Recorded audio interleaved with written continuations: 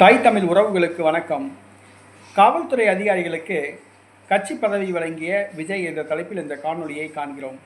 காவல்துறை அதிகாரிகளுக்கு கட்சியில் பதவி வழங்கிய விஜய் தற்பொழுது தன்னுடைய கட்சியை கட்டமைக்க திட்டமிட்டுள்ளார். கரூர் சம்பவத்துக்கு பிறகு கட்சியின் தொண்டரணியை அவர் கட்டமைப்பு செய்ய முடிவு செய்துள்ளார்.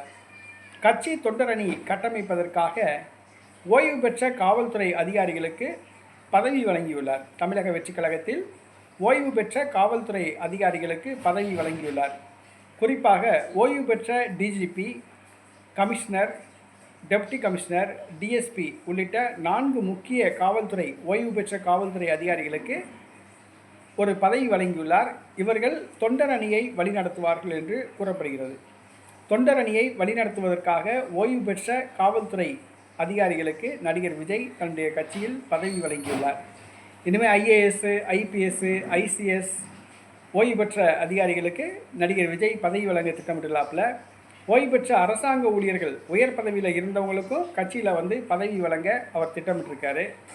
ஆக இனி கொஞ்ச நாளைக்கு அடுத்தடுத்து ஓய்வு பெற்ற காவல்துறை அதிகாரிகள், ஓய்வு பெற்ற ஐஏஎஸ் அதிகாரிகள், ஓய்வு பெற்ற அரசு ஊழியர்கள் இவங்களாம் தமிழக வெற்றி கழகத்தில் இணைவாங்க. இந்த விழா இன்னும் கொஞ்ச நாளைக்கு நடைபெறும்.